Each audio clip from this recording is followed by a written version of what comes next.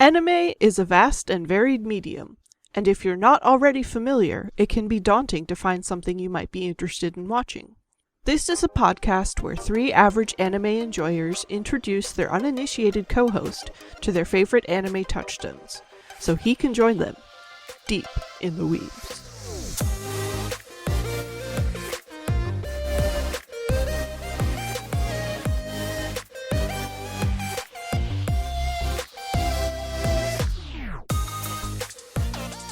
This week we watched Ghost in the Shell Standalone Complex, an anime based on Masamune Shirow's manga Ghost in the Shell. It was written and directed by Kenji Kamiyama, with original character design by Hajime Shimomura and a soundtrack by Yoko Kanno. Kamiyama decided to make the anime television series a relative to the manga and film, serving as a separate parallel world from both. Shiro provided plot for several episodes, sketches of characters, and mechanical designs, including the Tachikoma, and gave his approval on scripts before production. The first season aired in October 2002 and the second in January 2004. Both seasons were eventually adapted into feature-length OVAs, and the series received video game spin-offs for the PS2, PSP, and mobile phones. The show was licensed in America by Bandai Visual and Manga Entertainment, and was broadcast in the US on Cartoon Network's Adult Swim. The series takes place in the year 2030, where many people have become cyborgs with prosthetic bodies. Primarily set in a fictional Japanese city of Niihama, the series follows the members of Public Security Section 9, a special operations task force made of former military officers and police detectives. While the group investigates various crimes, both seasons feature ongoing investigations into two incidents that embroil the group in corruption within other branches of the Japanese government. We watched 3 episodes: episode 1, episode 12, and episode 4 in that order. Nick, once again, I come to you. Bernie Sanders meme.exe.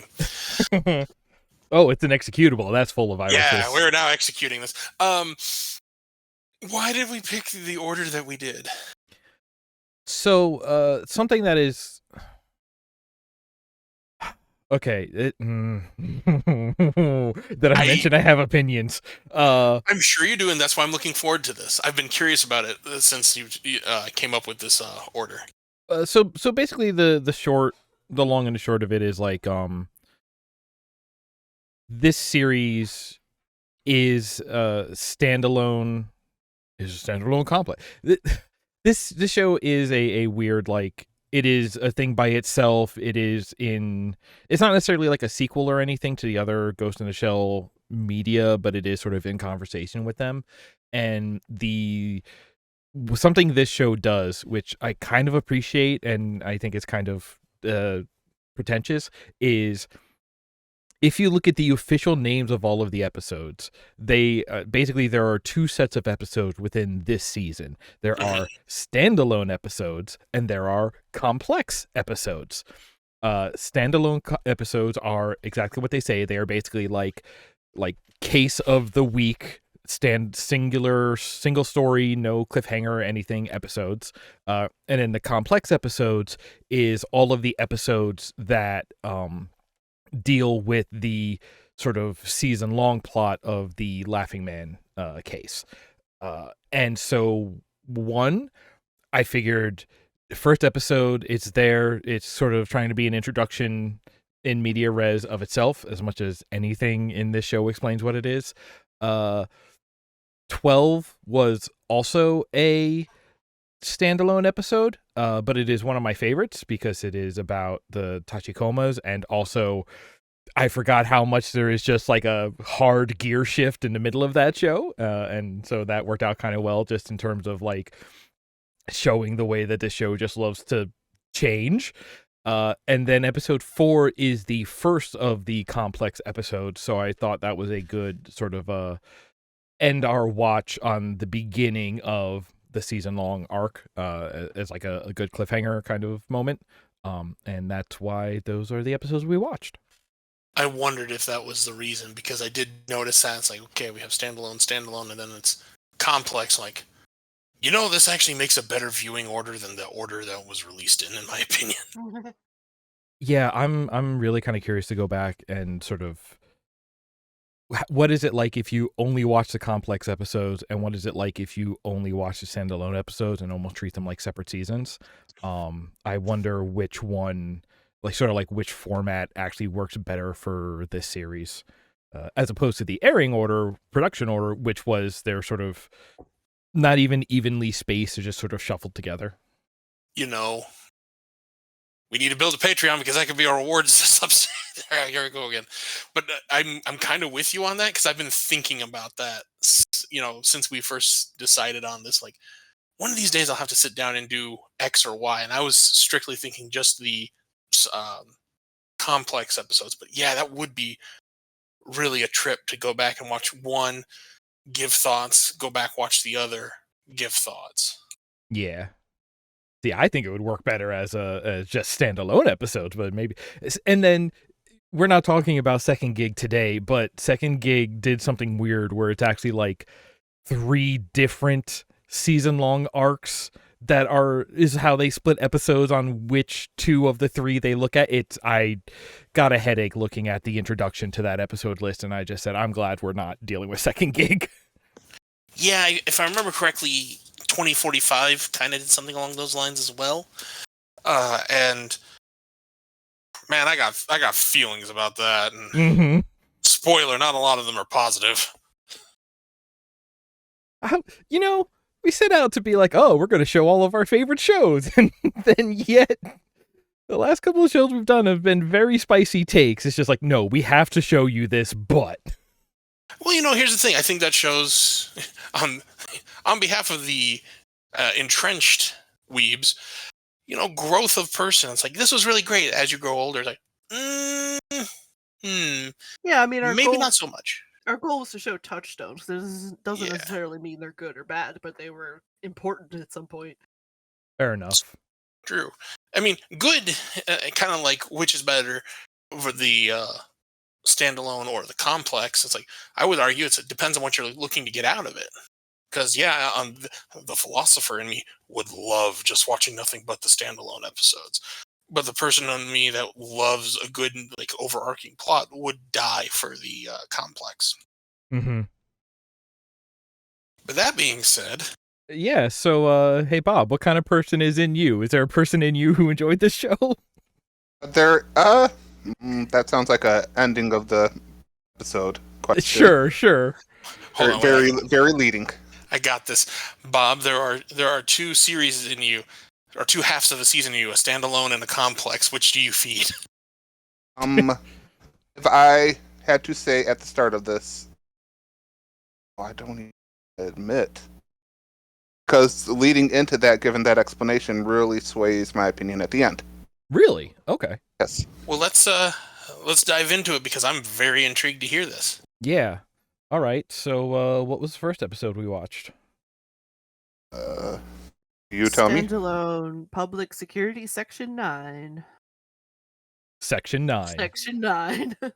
Yeah, every episode has like a long title and then a short title. Go figure. And the episode... Oh, go ahead. Oh, no, I was just going to say, kind of reminds me of the Dragon Ball Z titles. Like, if you watch any of the... Not the Toonami version or the publicly aired version, but you watch any of the Blu-rays, DVDs, it's like you'll get the Japanese title and then you'll get the very Americanized title. The episode opens with... I don't even think they say what the bad guy did. There's what we would consider a bad guy because he's trying to run away. He gets captured by a very clothing-covered lady who happens to be one of our main team protagonists. He's a major. I don't remember her name. Major Makoto Kusanagi. That's okay. Everyone just calls her Major. I'll call her Major. Yeah. And he complains about the state of the police. She's just like, either close your eyes, shut your mouth, or no. Based. Yeah, like there's this moment where there's like this running chase, but then it ends with like the thing that the show loves to do, which is they have philosophical combat where they just yell philosophy ideas at each other. And for what it's worth, if I remember correctly, this particular antagonist is just committing like base level tech crime of some kind. There was a lot of like jargon between he and his compatriot, but a lot of it was just boils down to they're committing pretty much a low level crime, and the major just kind of took this one for free. Yeah, this is kind of like at the beginning of a Batman movie where there's just like some purse snatchers that Batman comes down and just mollywops. I was just thinking, I was like, the major is just, more revealing Batman. It's a But great just imagine that. introduction, though. Oh, sorry, go ahead. Oh no, after you. I was gonna say it's a great introduction though to the fact that like she has a cyber body and stuff because they're like doing big jumps and shit and landing real hard. Oh, hard agree. I love it. To borrow a phrase I hear on here every once in a while, to lift the curtains upon myself. All I know of Ghost in the Shell is the commercials I would see when I watched Cartoon Network, or when they had that live action movie. I went in not knowing anything about what Ghost in the Shell is about outside of its title, and that there are people jumping around. I had no idea what this was. So, you going to the police station and they actually start having this CSI-esque conversation. I was like, what? Yeah. Hey, cyber crimes, but not like that. Well, kind of like that sometimes. Kinda like It's like a lot of it really came across as crime drama to me. that. Mm-hmm. And that's kind There's of what nothing wrong it with that. is. It's to kind of give you a point of reference, Bob. I remember when this first came out on Adult Swim, and I was just as lost then as you kind of come up with or came across as with this. Like, I had no idea what the hell was going on, but I knew I liked it. It was definitely action oriented. It was a bit of crime procedural in there, but there was clearly something more because they make it very clear. It's like, these aren't cops. These are something more. Not quite CIA, maybe closer to like FBI analog. I think they're basically like, what if SWAT team was outside of police jurisdiction? Yeah. Like it's not exactly privatized. I believe it is still like a government. It is government. Run. Yeah. But they are not police. They are not military. They are some sort of like black ops, civil watch organization. Yeah, and as the series goes on too, it's like you get the impression like they're not just watching the people; they're really watching everyone else on their counterpart teams too. They're kind of like 24. Yeah, The like anti-terrorism squad. I put 24 later in my notes, so that's actually going to come back around. Nice. We meet Chief Dr. Robotnik because, there has to be one of those in every single anime that we watch. Except this is a good guy, I think. And he mentions that there's a situation going on at a geisha house, which, oddly enough, I actually have enough knowledge to know what one of those are. But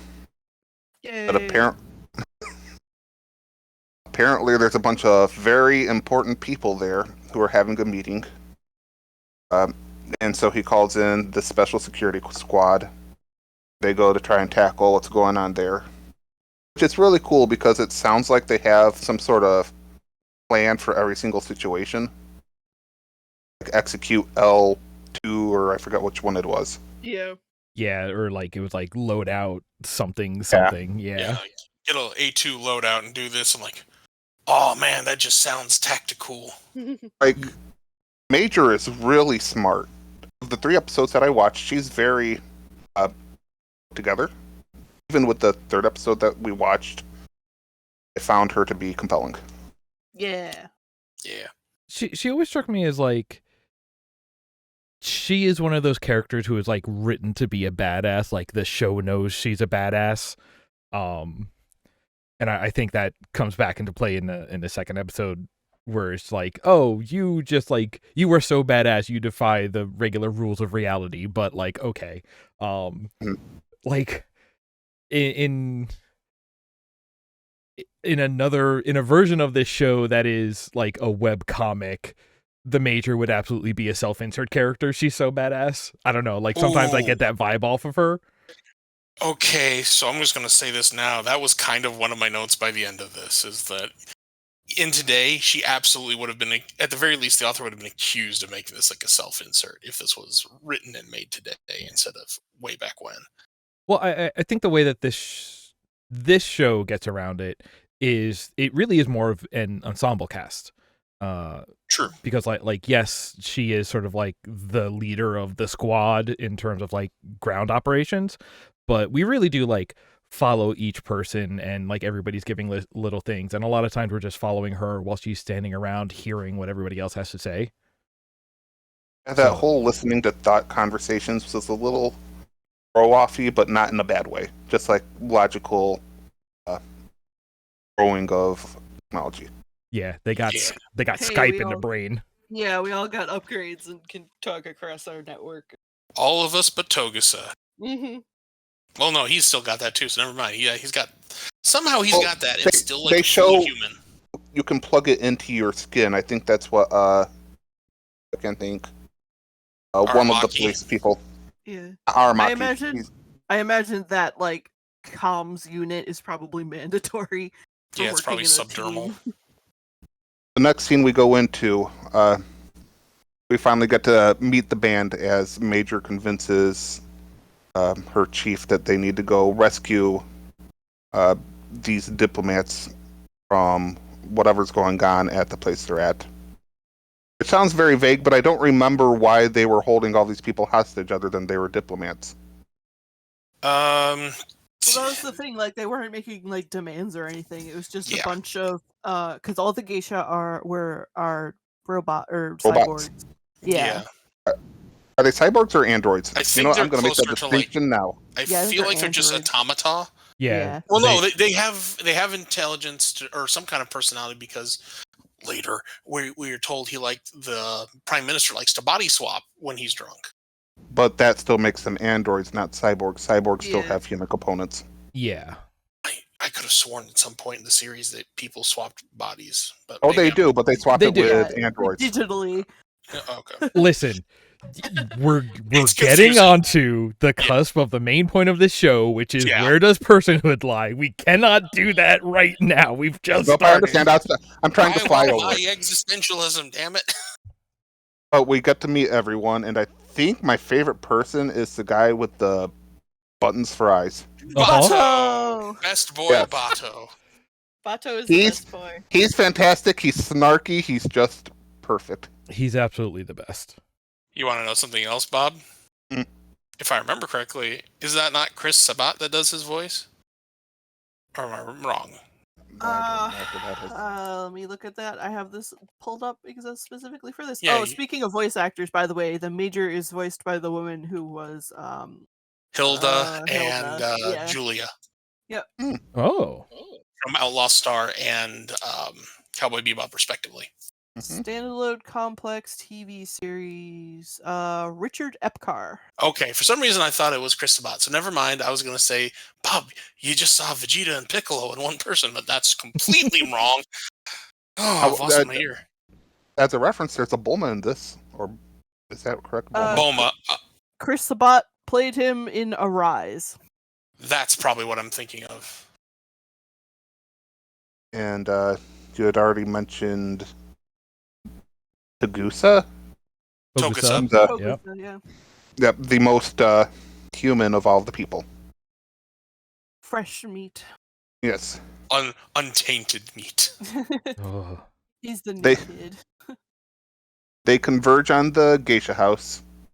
A little bit of shooty shoots. I think they end up with one person injured, one person dead.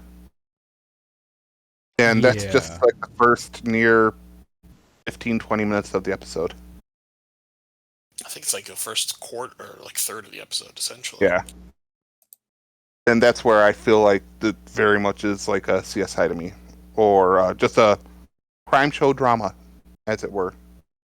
I feel like this show basically has three different modes, because there is when they are doing like cool Rainbow Six Tac Ops kind of action scenes. There is the police procedural, we're tracking down clues, we're following up on leads.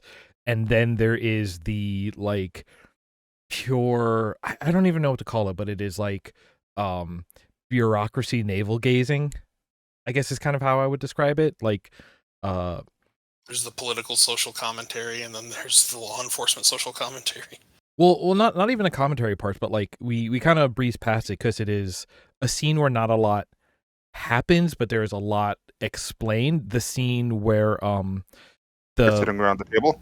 Yeah, where the police chief and like the military chief, let's go with that, are sitting there and sort of arguing about who is going to take the lead on this rescue mission. And that's when Arakawa, I think is the guy's name. The Heihachi looking dude? Aramaki, sorry. That's when Aramaki comes in and it's just Wiley. like, he comes in and is like, actually, Section 9 will take care of it. And everybody's just like, yeah, actually, that makes sense. Fine, go clean up.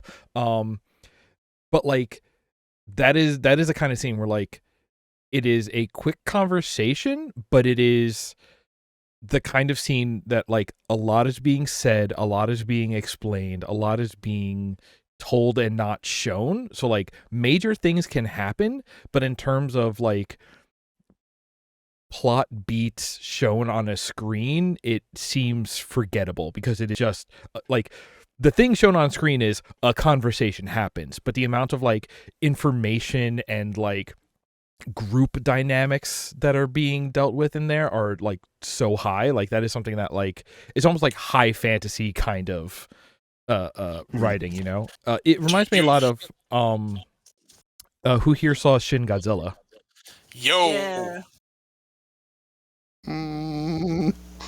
Well, so that was a show that like it's a Godzilla movie. Yeah, it is. But does he have shins? Eventually. Yes. He grows them later.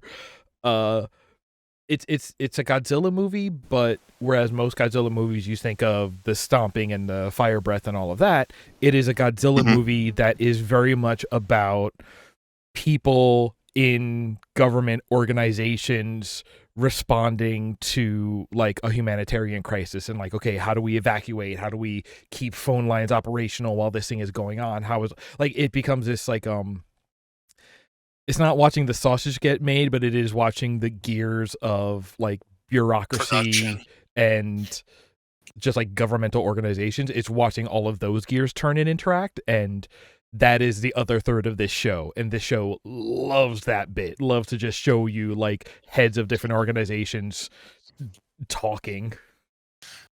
It's Bob is essentially the Fukushima disaster commentary. If the Fukushima disaster also had legs, a tail, and breathed fire everywhere. I see. So, but they get in, rescue who they can, leave, and then it turns into, I guess, the procedural piece that you had mentioned, where they're going over the clues and not everything is lining up. One of the bigwigs had already been suspected of being a bad guy, and they kind of followed him, going into a bathroom with a geisha lady, and eventually another guy, and it looked like another girl was going to join them. It was more an issue of they were trying to figure out what happened and why. Yeah, it's like, okay, everyone's out, everyone's safe, now let's figure out why. What happened. Why were the geisha holding these political figures? Yeah, because there wasn't a ransom or anything. It just happened. Can I say, though, on a viewer level, especially being much older than I was when I first saw this episode, I appreciate that no one is shocked. I was like, what do you mean political figures went to a geisha house? What? No, it's just like, this is the normal thing. In Japan, that's also really common. Thing. Oh yeah, I know that. Meetings at the fancy geisha house. Color me jaded by 4 kids growing up with that crap around. I'm so used to that kind of. Or I come from remembering a time when that was so whitewashed out, or they tried to cover it up, or kick the dirt over it, as it were, and hide it under the rug. That's the phrase I'm looking for. It's like I love that it's just like no, this is what it is. And yes, I understand it's normal. I just appreciate that. that fidelity. Yeah. Through the research, they find out that brain switch, and the big giant suitcase carried the mental Prime Minister. Yeah, the mental prime minister, of course. Yes. Everything that makes him him. Or does it? Bum bum bum. Anyway, and that was all thanks to the guy with the least mechanical upgrades. Togusa, yeah. Togusa, they kind of touch on is that all the members of Section 9 come from different experience. Togusa was just essentially a police detective, which we get information that kind of leans into that more on episode 4. But yeah, he comes from an investigative background where some of these are guns for hire, former mercenaries. I think one was like black market or mafia-esque, hired muscle, Bato ex-military. So things like that. So this really gives Togusa's purpose and role on the team a real sense of weight. Yeah. And it's kind of appreciable that it gives everyone credence. There's no real weak link, even though they do give him a lot of grief. They give him grief, and because he is the most human, I feel like he is sort of the most fragile. So I think the show likes to have the audience follow him because it's just like, oh, you're human. If anybody's going to get really hurt, it's you. We can't just replace your parts. Our precious boy. He's a sweet cinnamon roll. With a gun. Oh, speaking of his gun, I had to make a note of it. I believe it was in this episode. Here it is. When he's at the Togusa, yeah, when he's at the range, his gun has that same upside down barrel style that Vash the Stampedes did, and I love it. Also, like, there's I don't remember if it was in this show, but somewhere in this the series they talk about he still uses like an out of date revolver, like it is it's a 6-shot revolver. But like it's obsolete, whereas everybody else is like using, semi-automatic pistols with like different ammunition types. But like they do the thing where it's just like, oh, because I'm using the old one, then there's certain things I can do that nobody else can. It's more of basically his gun is like the Pacific Rim Gypsy Danger. Oh my god. Robot. See, you were describing that. All I imagined was this revolver sitting on its porch while all the little guns were in its yard yelling, "Get off my lawn." No country for old gun. Yeah. Analog. Yeah. I mean, they kind of touch upon it a little bit in this, but I know in the original Ghost in the Shell film, they touch on this, like, well, why don't you upgrade to this? And he gives, great exposition as to why and how it, despite the uniformity on a team, it provides him something that people can't, perps can't expect from him. Also, I feel like I probably should have asked this at the beginning, but of the rest of us, how many have seen the original movie? Yo. Yep. Yeah. Okay.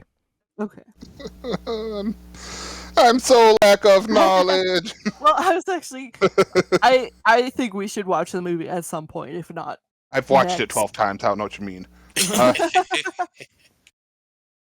Yeah, it's the original movie is such a different experience from this show that like it's also a touchstone in its own way. Like I honestly I think the movie was like more important than the show was in just like the greater span of things, but oh yeah, the show's solid and it touches on like a lot of the same pieces. It just sort of is presented in a different format. I mean, the original film was so influential that it was one of the inspirations for the Wachowskis for the original Matrix. So yeah. The original movie laid a lot of groundwork. That is good. I like The Matrix. It actually falls in my top 10 movies. Yeah. Good man. Would be worth it. 2 and 3, meh. But number 1, I can watch on repeat. It's one of the best movies of all time. I'm not afraid to say it. No, I'm with you in that camp. Uh, so yeah, what's left in the episode?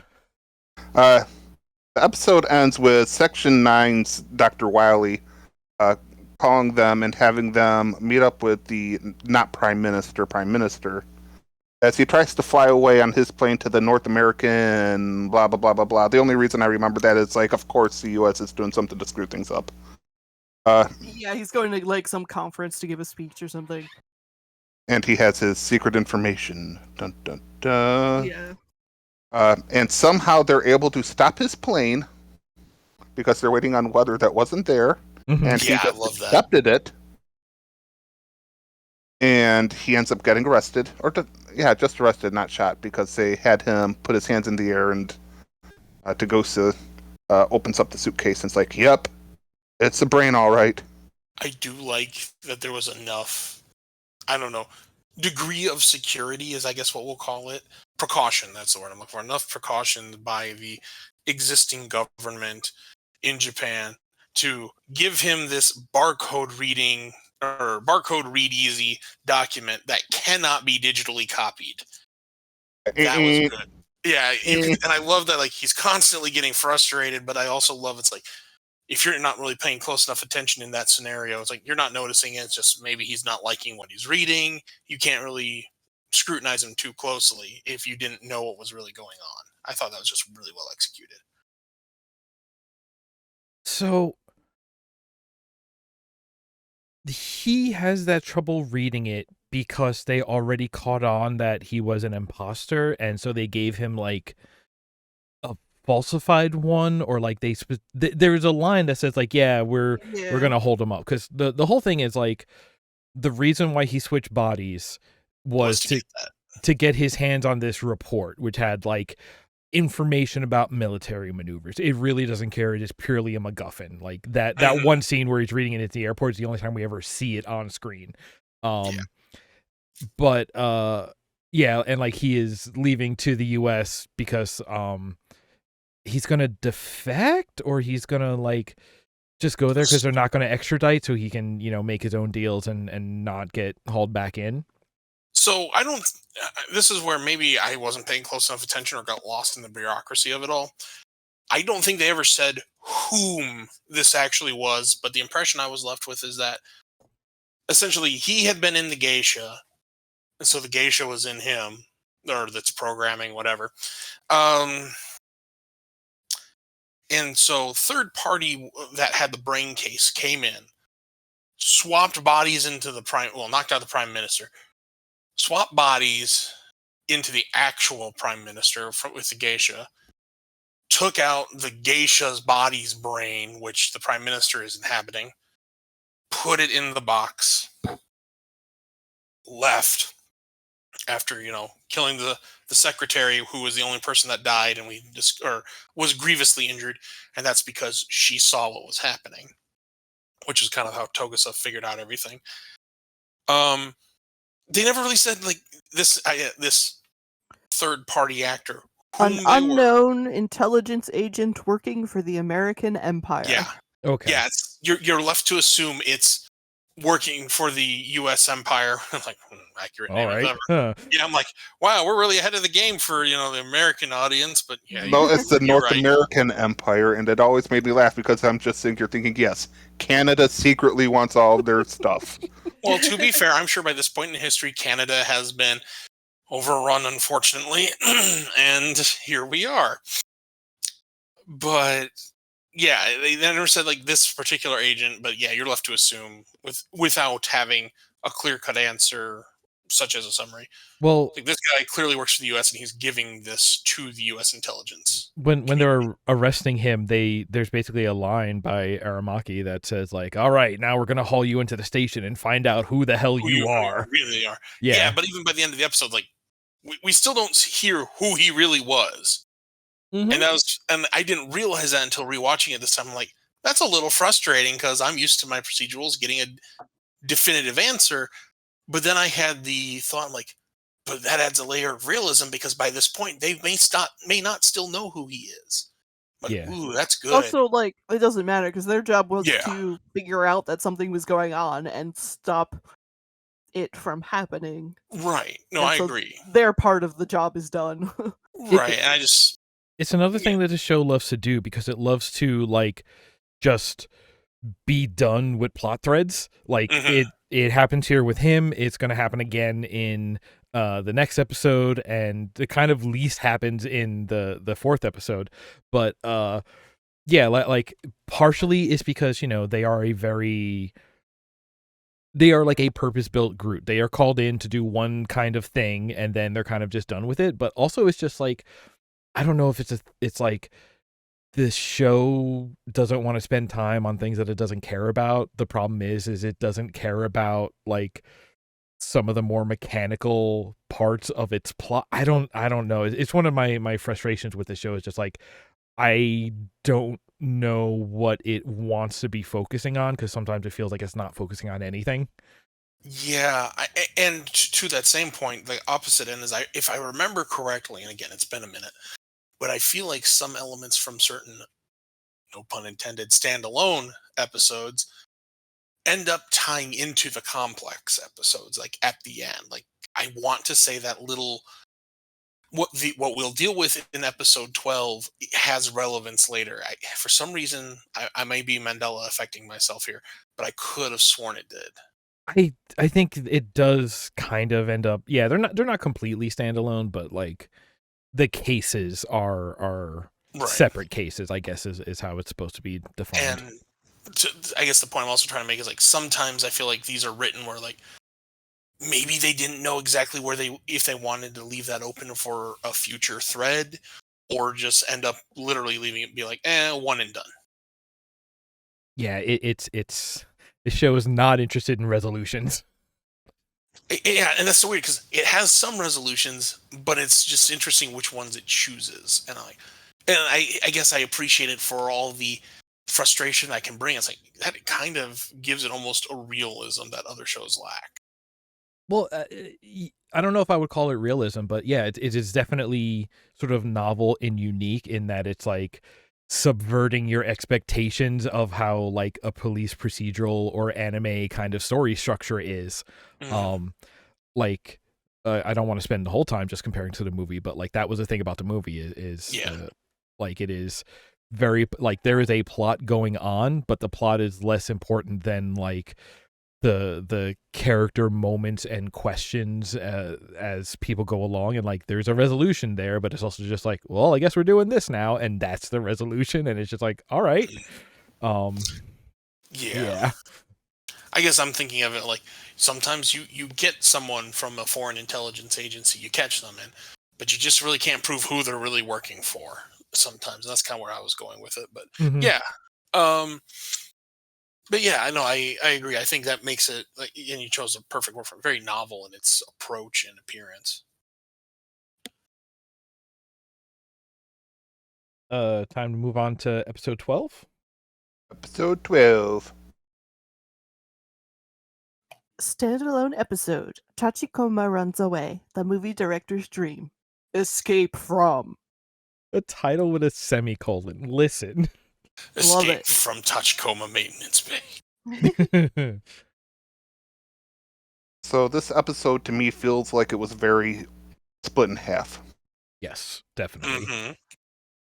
The first half of the episode is following a robot as it makes a new friend. Go ahead. Okay, so Tachikoma are Think tank.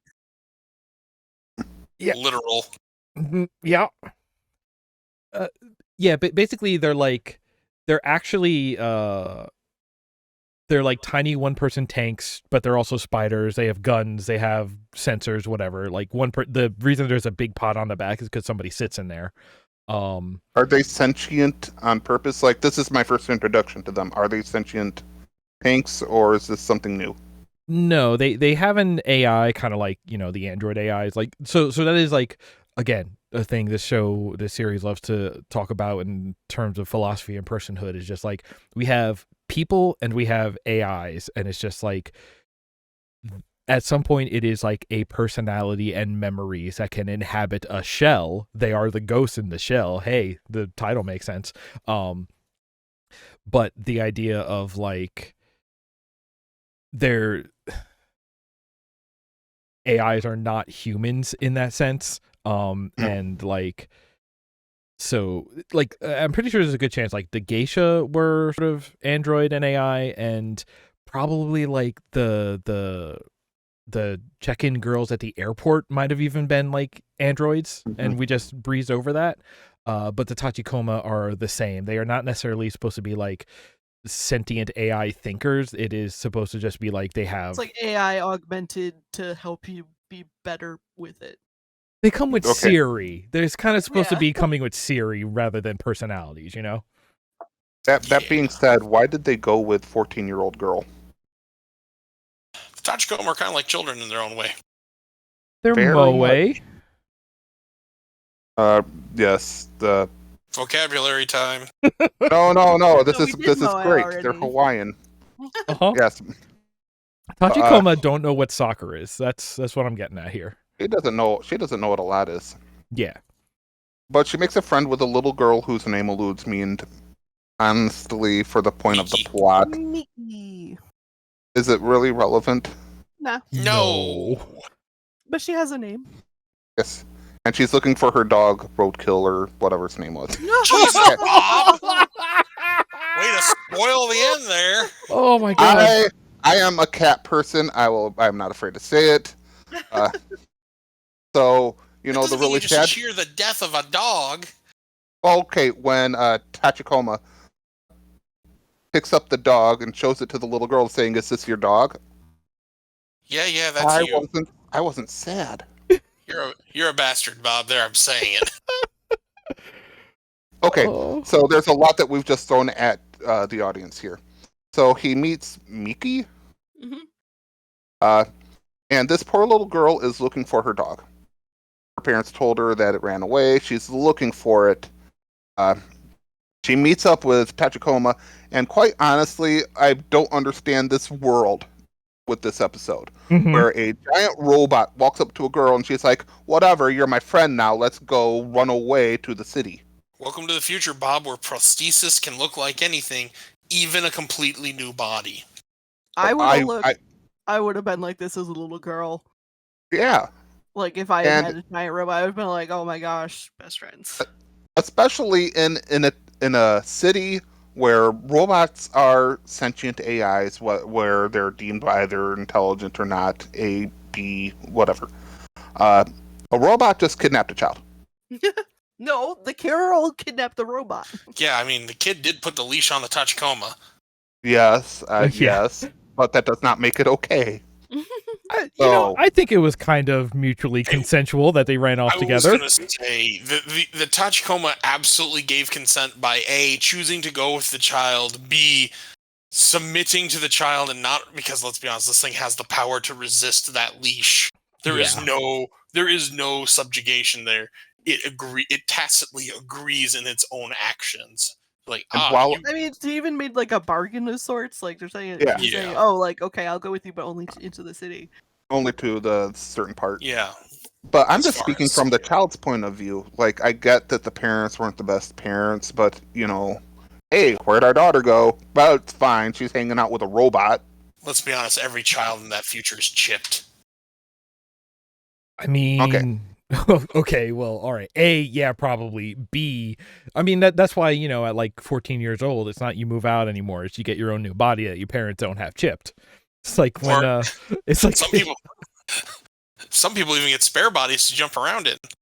Yeah, okay, so, Bob, was it obvious to you that the purple hair, like teenager-looking kid following around and spying on Tachikoma and the kid, that was the major? Yes. Okay.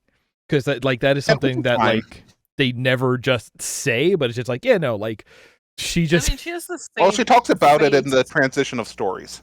Oh, she does? Okay. Just I forget the exact phrasing that they use, but of course she followed us around, or something to that effect. Yeah. Well, they imply she always knows, but they don't seem to know how she knows. Because she's not lazy. I mean, you're not technically wrong. She is always on the job. She's got her alternate accounts. Sometimes she's, Oh my god, she's a Twitter troll. yeah, she's got like 3 different bodies. Each one has a different Twitter circle. So to assist in part 2 of the story, Tachikoma gets a brain memory jar thing. I know it has a proper name, and we even talked about it in the first episode. Brain box. Yes.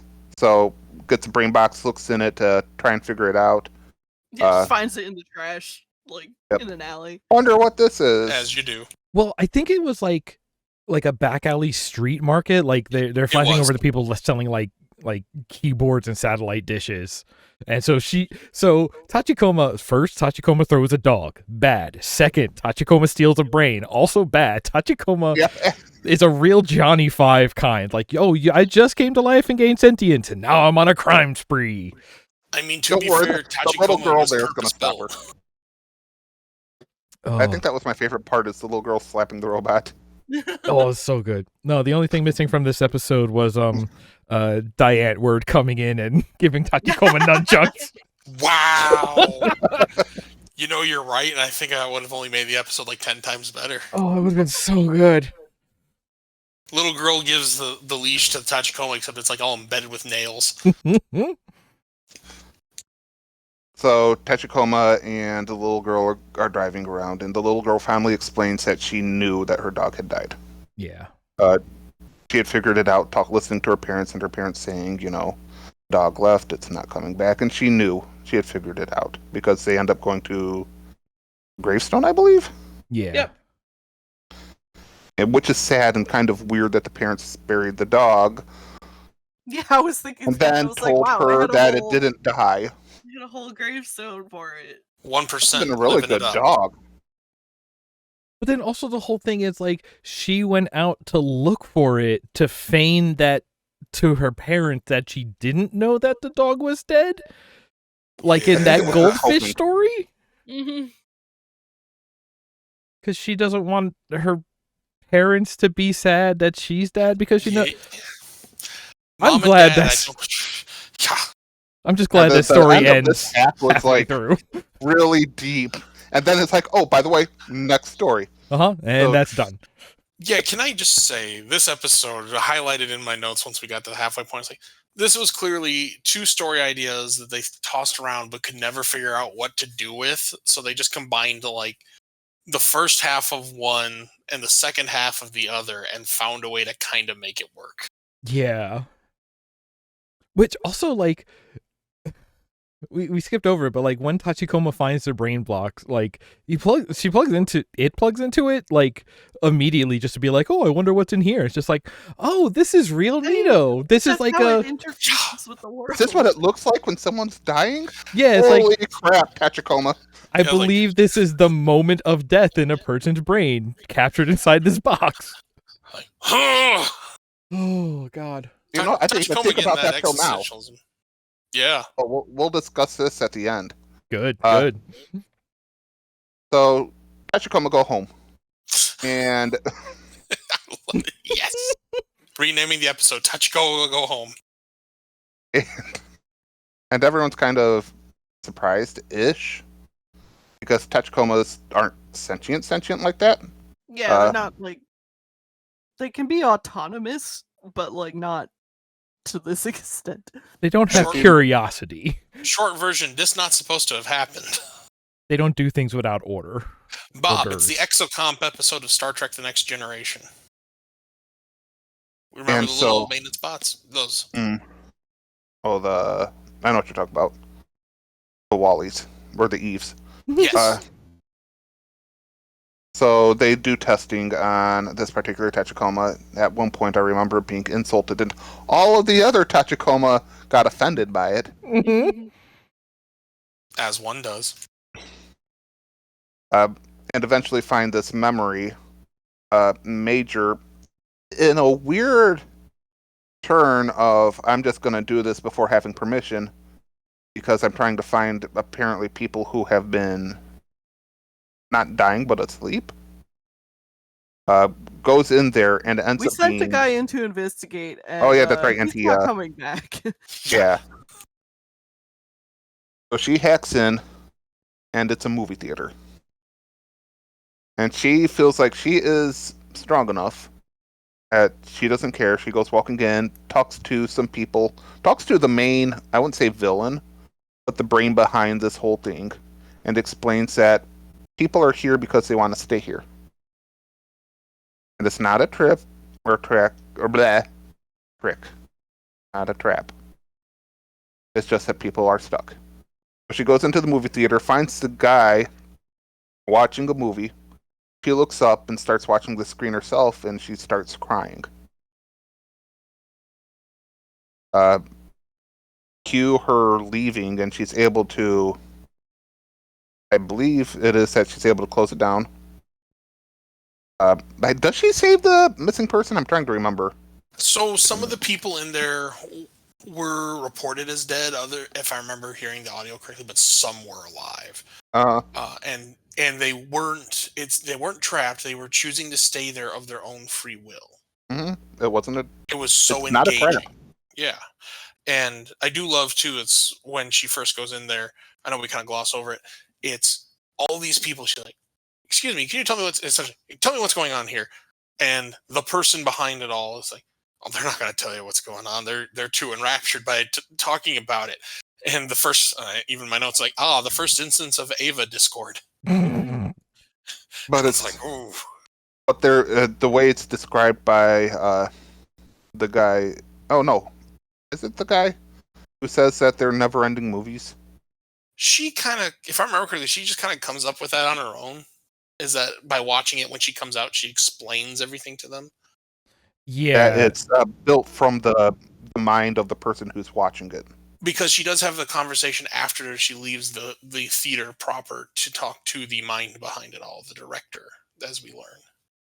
Yeah. And it's actually not a bad idea. If you want to have the perfect movie that enraptures someone, build it off of the thoughts that they're having right then.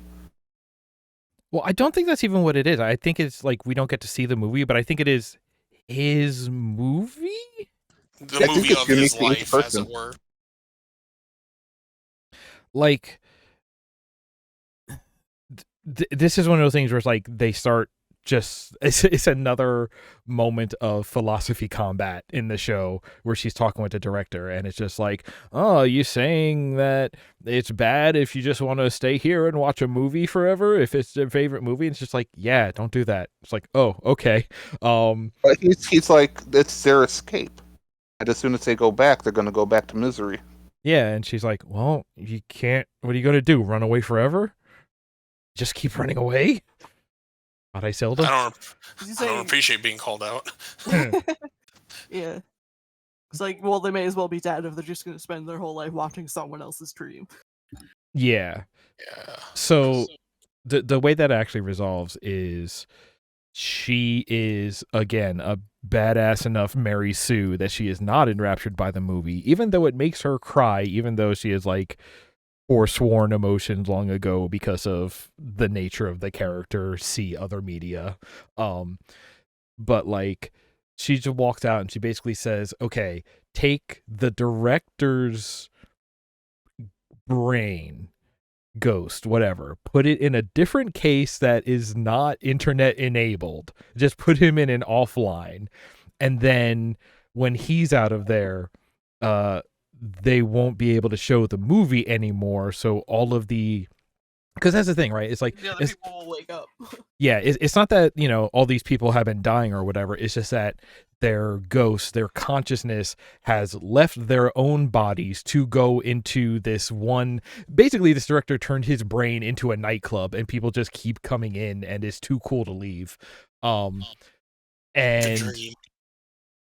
And she's like, okay, just take him out, put him in an offline brain box, and then everybody else without the movie to watch, they'll kind of wander back and come out of it, and then we'll start like cross-referencing missing and dead people and coma people, and we'll try and get the people back into the bodies that they came from. I think it's basically how it resolves. I love the short version of the memo being sent out being the idea, we'll see who pops up. Mm-hmm. But I enjoyed that story. It's got neat ideas. Mm-hmm. Oh yeah, there's there's a gold mine of diving into that on a philosophical level on so many ways and what it's trying to represent. And of course, the great mystery of what was really on that screen. And was it different for everyone? Was it the same for everyone? And I love too, they say like, yeah, this was a small time director, never made it big, never really got to realize his dream per se. So, but he developed a cult following and he made this film apparently that everyone wanted to see. And so he took out a brain and part of his upper spine, put it on life support in a box, and here you go. Password swordfish. Yeah. Oh, I gotta. Joe will appreciate this, I know, and I'm assuming Nick will too. I love at the end when Bato is, calling it a day, and the Major's just kind of having a drink, staring off into the city, and she asks Bato, "It's like, have you ever cried at a film?" He says, "I once saw Marx, I cried so much or laughed so much I cried watching Marx Brothers." I'm like, that is the most appropriate answer ever. I don't care what anyone says. I'm like, oh, the Marx Brothers are now canonically in anime. Yes. Bato's our boy. Yeah, Bato is the best boy, and that's why he is the best boy. Because he loves dogs. And because he loves his Tachikomas. Yeah, he loves his Tachikoma pets, which are not pets, according to the Major. Tanks aren't pets. Right. And he loves Marx Brothers. Yeah, I was going to bring it back to that. Yeah, they do have the mini explanation of why Tachikoma woke up and went all Johnny Five, which is because Bato uses like organic oil in order to spoil his Tachikoma, like he's like giving it treats. That's basically. right, and they aren't allowed to use it anymore. Right. Well, yeah, they're supposed to have synthetic. Yeah, but it's because he's using the natural one that like there's a protein bleed or some technobabble excuse, but it's like, yeah, no, basically it's like because you were giving it the treat version of motor oil, it built a personality instead of being, a mindless android. You did this, Bato. This is another one where my brain just automatically fills in some blanks, and like I imagine the oil that Bato is giving the Tachikoma just says ethically sourced oil. All natural. I just love it because like this is not Arakawa, it's the other guy. Aramaki. Yeah. He's explaining this to Bato about like you caused this because of your oil, and Bato's listening to it, and when he's done talking, Bato's just like, oh. It's just like, no, I don't listen. I'm in this show and I don't understand what the hell that dude just said. Oh, Bato's my boy. This is kind of like really in contrast where everyone in Star Trek understands what's being said, but they still give us that nice little analogy. This is not everyone in the future understands it, and we're not necessarily going to get a good analogy. You just have to accept it. Bato's a meathead. He really is. Dude. Weird thing to say, considering. You know? Yeah, I know.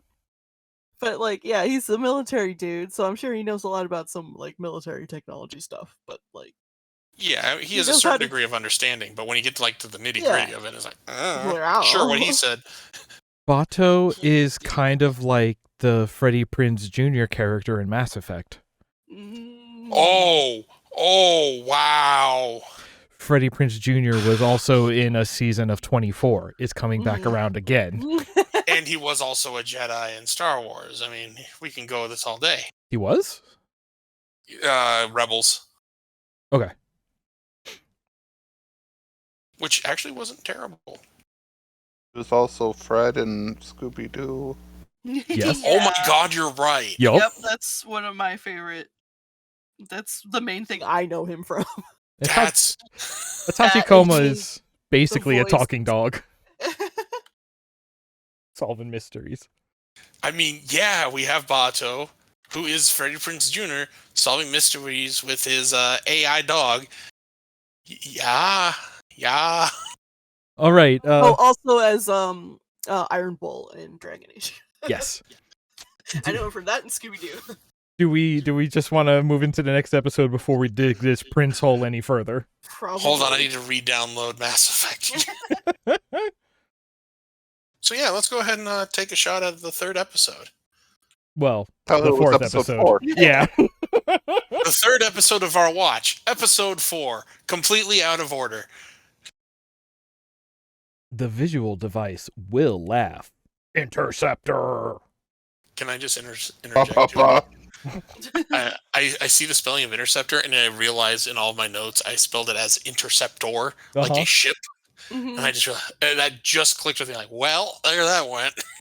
I actually like the way you said interceptor. It's like, oh yes, I remember that transforming character. Yes, transform roll out, bub. Right into the summary. All right, so the episode starts with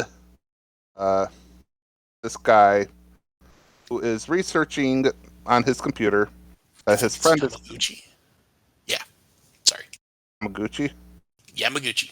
Okay, so Yamaguchi's on his computer doing research, and his friend's leaving, and it's really creepy because he has his hand in his pocket, and I'm fairly convinced that at any point Yamaguchi's going to get shot. Yeah. Anyway, prior to that, Yamaguchi has a weird glitch on his computer screen, which plays out later.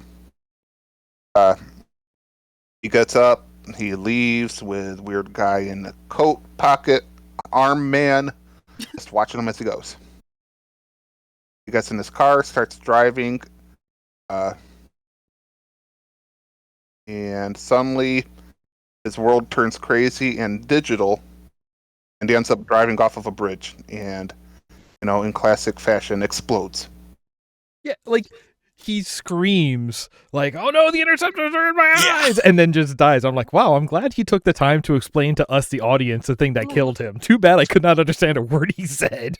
Yeah, I was like, what is this? The Langoliers are here? What? But yeah, like all of that happens, but while he's driving, he has the call with Togusa. Yes. Our good human boy Togusa. Because they used to be friends, and I believe this is where we've got our first mention that I am aware of the laughing man. Yeah. Correct. Also, did we want to include that on his way out, he dropped some pictures in the mailbox? Yeah. Oh, that's right, because that becomes relevant later on. Yeah, it comes up later. Which we're getting close to that because at Yamaguchi's funeral, his wife gives Togusa an envelope which has the pictures in it, and he starts reviewing them. And this is why I keep comparing it to police serials. Yes. It's because all of the zoom in this section, gotta look in this, gotta put these clues together. It's so amazing. Absolutely. Enhance. So much enhancing. Uh-huh. And eventually he comes to the very strange conclusion that the only thing that's missing is, the camera phone. The way they posted on Snapchat. Well, I love that he's reviewing these. We know the major's watching him. Whether or not he knows is kind of irrelevant at this point. She's protecting their sweet little cinnamon roll, and then he goes to the bathroom to kind of freshen up to go home, and that's when it dawns on him. He's like, wait a minute, there's something missing from this. There's no camera and for me, here. Side note, I genuinely thought because he looks at the first one, there's a guy staring. Go to the second one, another guy staring. Third one, zoom in the eye, and there's a guy staring, and then it gets to the one where he's shaving, and he's like, "Do you know what's missing?" I'm like, "None of them have beards." That was legit my first thought. The first clue I had when I remember first watching this was there's the picture of someone kind of playing with their dog's face, and you see both hands, and I'm like, Yeah. and here's the thing, even back then, I'm like, well, there's no camera. I'm like, wait a minute, they're all, cyber eyes. Yeah, I'm sure he has, his cell phone cam in his eyes. So that doesn't necessarily bother me, but yeah, they all look that's like a big enough thing. They all look like GoPro footage. Yeah, you're right. It's just like, all right, YouTube, check out my cool new flips and tricks parkour GoPro video. And then Togusa's just going over it like, he jumped over a subway car. Enhance. But yeah, like the shaving one, I feel like the dog one I could kind of forgive. It's like, yeah, guy used super special future eyes to take a picture of his dog because of course people do that. But yeah, it's the shaving one that kind of really sells the idea of like, who photos After themselves he said it, shaving yeah. like that? What was that? When he mentioned that there's no camera, I'm like, oh yeah, that makes sense. So we cut to Major, and she is trying to get information as to what would be going on. She meets up with a robot bartender. I'm sorry, Yeah, an android bartender. And gets the information that way to pay it he's off. a people. Yeah, I Is think he a he's just people? a guy. I'm sorry, I just assumed with the dots on the neck that maybe She he's has bot those. man. A lot of people have those in their future because Yeah, the next cyberized bodies is kind of a thing. Mhm. So, As she tries to sell Togusa on it. well, to be fair, it's not that she tried. Yeah, she tried to sell Togusa. Togusa had to really sell her on this because she was kind of like, I'm not convinced about this. But it's Aramaki that's like, no, there's something here. Let's go in. Follow up. And thus we find out and understand the, all capital letters Interceptor. Because, instead of saying cameras, you got to give it some sort of brand name you can sell. Mm-hmm. Well, they're micro machines, not the ones made by Kenner. Yeah. They kept saying micro machines, and I was just like, oh man, is the guy who talks real fast going to show up? Yeah, I'm like, oh man, I miss my Millennium Falcon and Star Trek collection. Oh god, yeah. So interceptors for our audience are, I'm assuming, similar to contacts, but not even contacts are in the body because they get installed in hospitals and such that work as... Sorry. Yeah, they're like nanomachines, son. Yeah, I think they get in. It seems like they get injected and then drill into your brain and your optical nerve or something. Yeah, they're supposed to be very... they're supposed to essentially be infiltration, which, in other words, of interceptor. They intercept information that you observe. They can essentially... So they're active for like 6 months or something. Yep. Yeah. I feel like I stepped in a bad bit of actually. Kind of, and I didn't mean to do that at all. I swear to God, I did not push up my glasses at all during that. But honestly, I saw this, and my first thought was like, yes, the Patriot Act reaching its natural evolution. Mm-hmm. And that kind of leads into it, is that everyone who's been wearing interceptors was in the unit that was on the Smiling Man case. Laughing Man. He does his own thing. We don't know if he smiles. He just frowns while he laughs. Ho, ho, ho. No country for smiling men. It's hard to laugh while frowning. Have you ever tried doing that? Yes, that's my ho, ho, ho. I sound like Santa. So anyway. Sorry. So they figure out that interceptors are in these people, and they aren't sure how to approach it, I feel like, with the government. But yeah, because they're not sure how far up this goes, because like that's a big deal to like coordinate, and it's like, well, okay, so who's doing it and why? Like, what do they want to get out of it? And I can't tell if it was them who released it though to the public. So you released what, the information? Yeah. So to the major, the major gave the information to the bartender, and she specifically said, "Don't give this to any reporter. Give this to reporters, but strictly those not on government payroll." Mm. So that way, someone gets the story and runs with it. And as we saw, someone did. They sent their cameraman out, the quote unquote their cameraman, who was really a decoy because the guy in the car who looks to have had camera eyes recorded the whole interaction, or at least got pictures of it. And next day, first thing on the newspaper, which kudos to them for still having newspapers in essentially 7 years from now. Hey, wait, Hey, wait, hold up. I was saving that specifically for here. It is the one newspaper left in all of America. Yeah, in Japan. Oh my god. Yes, 7. In That's my very first note on episode 1. Man, we got a lot of catching up to do in 7 years if we're going to get this far. Yeah, newspapers still existing in 2030 is the least realistic part of this show. That's incredible. Wow. Or at least physically printed newspapers, yeah. Yeah. So it gets leaked, and biggest, I'm assuming the most important military person. Top cop. Yeah. Oh, thank you. So it's the police, not the military. Mhm. Goes in front of all the cameras. It's like, hey, we know about these. People were bugged illegally. The guy who did it. We're very, going- very sorry. Yep.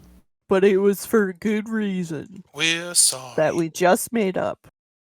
Well, it wasn't even that. They were like, yeah, no, the cop who was in charge of this Laughing Man cleanup brigade, it was all his fault, and he said he's sorry, but we still fired him. Are we good now? We're all good, right? You would assume, and then the smile or the laughing. Oh boy, I don't know why he's smiling. He's probably frowning. You're right. The disgruntled laughing man, in all reality, takes over the mind or hijacks it of one of the officials. I don't think it's any of the important ones, well, arguably.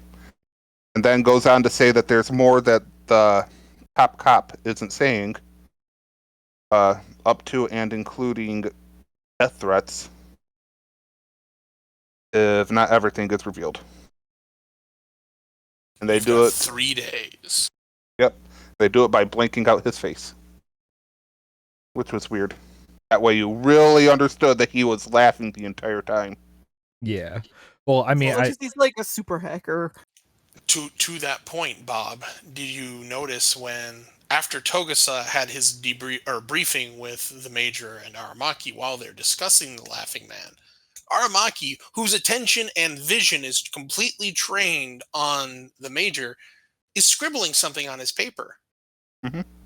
Yeah, so we know at that point that is our first clue. The Laughing Man is already aware and he is present. So yeah, this guy is a world-class hacker because for the fact of one's like, these are probably better security implants than your average run-of-the-mill government worker on Aramaki and the Major. And he got, the Major, again, being the insert character-esque level of power and ability, sure, that's not going to happen, at least not easily, without making a whole episode of it. But for Aramaki even to be compromised, that's impressive.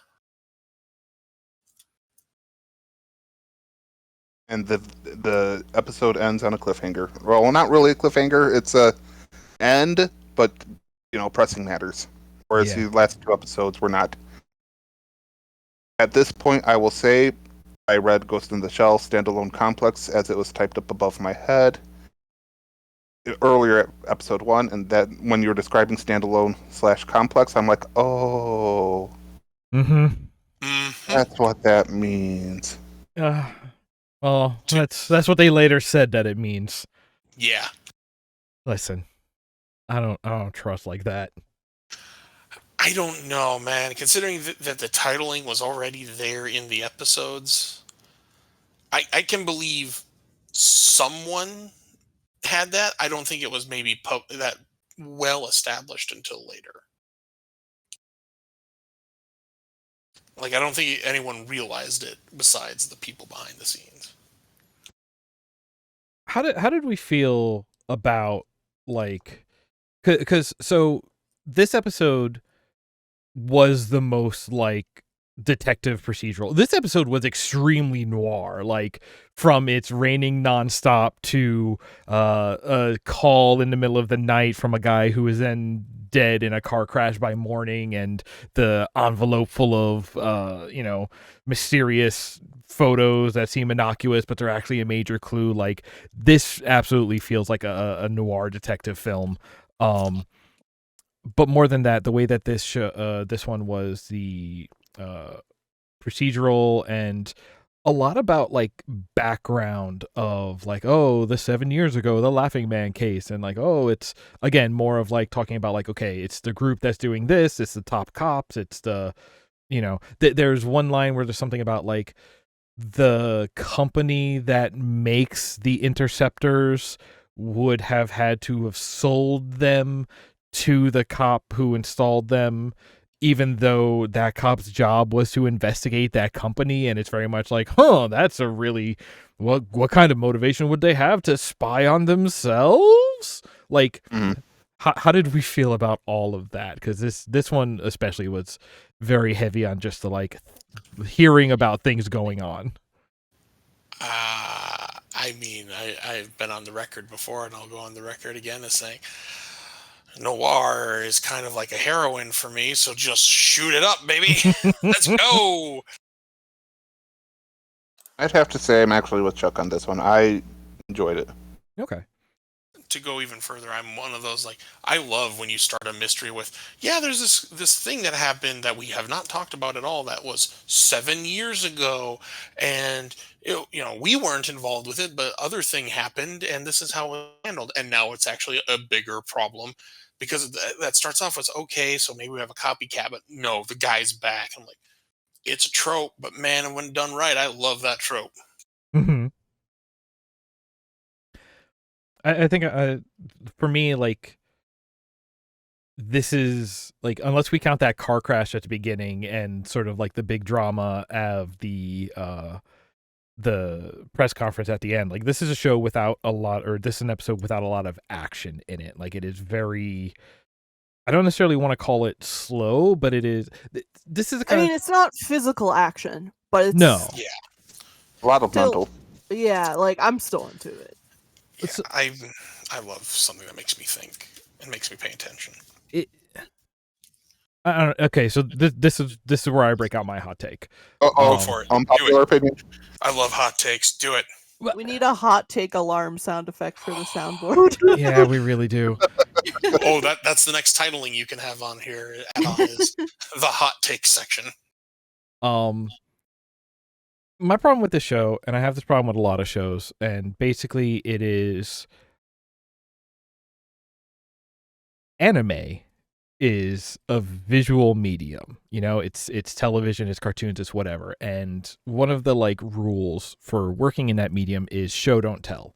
It's, we have a screen, if we want to show what we're talking about, the visuals and the words, the ideas need to support each other and coalesce together.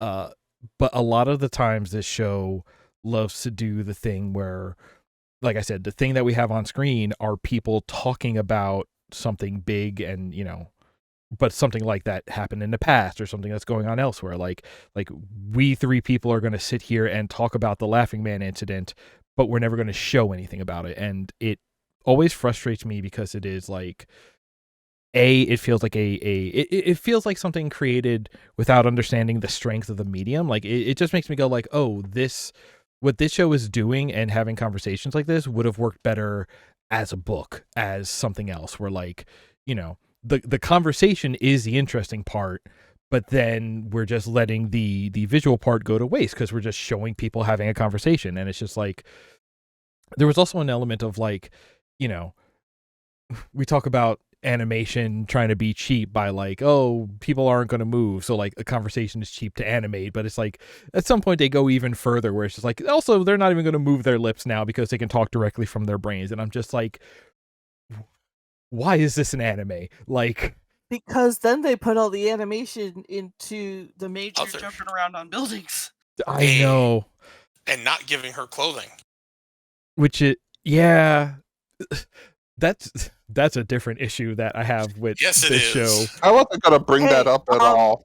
So Shiro, I think currently, or if he's passed before he died, basically just does porn now. Mm-hmm. Yeah. And you could definitely see that if you read Ghost in the Shell or Appleseed. Like, it's all over that. It's like, good on you for just going and doing what you've been wanting to do this whole time. Yeah, I was gonna say, reading from what little I have of the original Ghost in the Shell manga. Yeah, it's pretty blatant. It's like, this is what your passion is. Mm-hmm. Because you just explained something that I'm sure some people wondered about, but I don't think anyone was actually expecting an actual explanation on, and how certain things interact during certain private encounters. Yeah, it got, not to overuse the word here, it got deep. Deeper than it should have necessarily for your standard anime. But like, no, someone thought this out. Like, you sir consume a lot of porn, don't you? And probably want to make a lot of it. I mean, I wasn't even going necessarily for the like sexualization elements, because honestly, I've always thought that kind of worked for the Major in the movie and the show, because there's this idea of like she kind of owns it, because in the sense that like she is the sort of idealized version of the person who has transcended the physicality of her humanity. Like it's okay for her to dress like that because she doesn't care. Yeah, like she's not trying to like protect the body or anything because it's all parts anyway. Yeah. like she doesn't feel bad about being exposed because her body is not necessarily her, that is a separate entity. And so I always thought that actually was like one of the better justified versions of girl runs around in sexy clothing all the time. I don't disagree. Like you said, they put in some real effort into explaining why she is the way she is about this. But again, it's still one of those like your detail and your choice here is pretty blatant. Yeah, that's all. And it's like I'm not tearing him apart for it. Kind of like Joe says, like, hey, you're doing what you want to do. Good for you. It's just It one of those definitely two. stands It out shows. though because she's on a team with a bunch of dudes in military flak. Yeah, and I guess that's why it's kind of jarring to me. It's like, yeah, this is a typical anime thing. It's like, man, no one here is also wearing spandex or unbelievable costumes. Everyone here actually looks probably Show the me most. their butts. we should get more Bato butts. Equal opportunity harassment. Well, so more on this and kind of getting back to what I wanted to get to was in that first episode when they are storming the geisha house, she's in the same kind of fatigues as everybody else, actually, at least the way I recall it. Oh yeah, no, she does get into them, but it's one of those like when she's not on duty, it's like, man, is she just letting it all hang out? Yeah, there's when her like off duty is but what I actually wanted to talk about, the part that sort of like gets weird to me is especially talking about like where they spend their animation focus, it is on this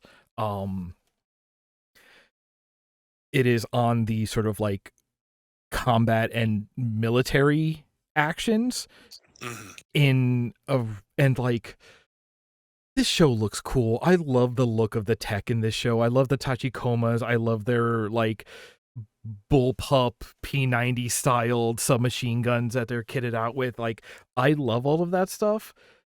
And it makes me feel kind of gross because again, the whole thing is like, this is a black ops. They are not cops. They are not military. They are just going in and doing sort of like, I don't know if it's extrajudicial, but they're kind of like super police in a weird way. And like, again, like this is where I started making like my 24 comparisons. Like at least in 24, there's this idea of like, oh, Jack Bauer is trying to do the right thing, but he is going to do extremely bad things in the process.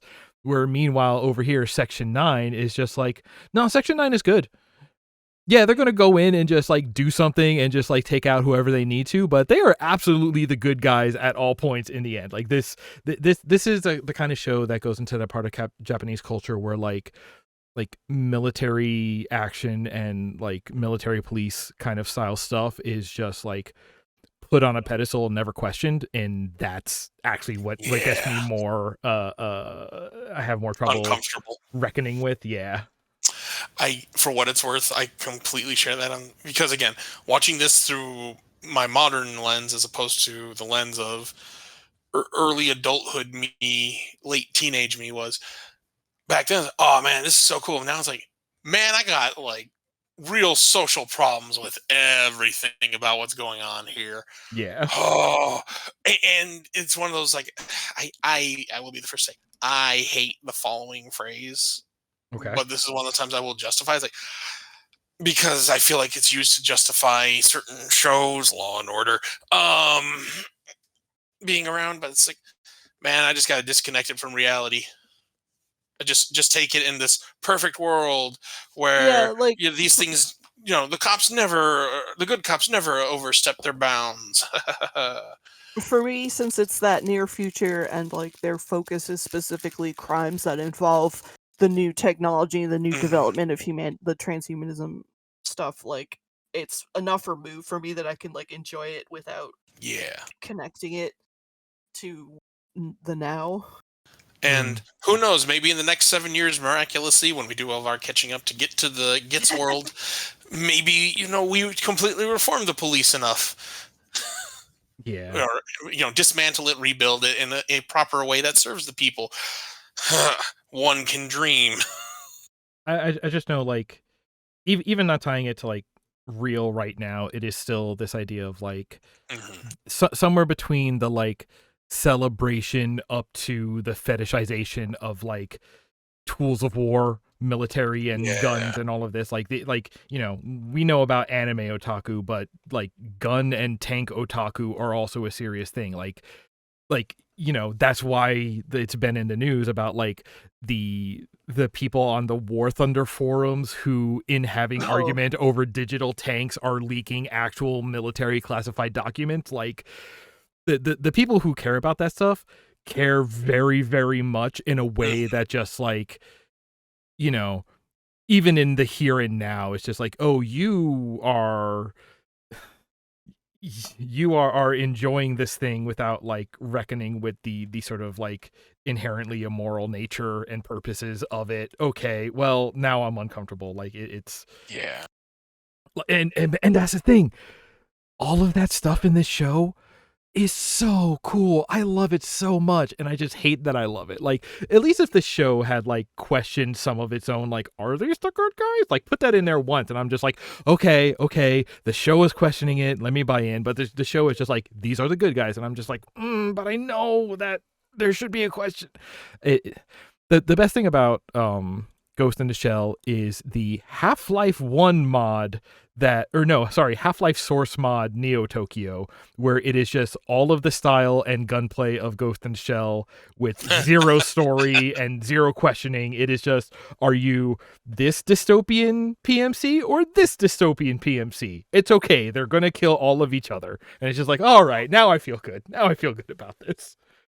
Yeah, I've actually been watching this last week because I never finished the series, and it's when I was trying to vet and see if I wanted season 2 add-on was Gundam 00.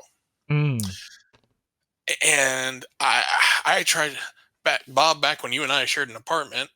I tried watching this, and I got like halfway through it, and I couldn't tell you why. I just kind of stopped watching it. And I tried recently, and something came up recently that made me think maybe I want to watch this again and see what it's like all the way through. And the one thing I didn't remember until I watched it again is how they handled like PMCs and this organization that's trying to bring peace to the world. They're also terrorists. They're just outright terrorists.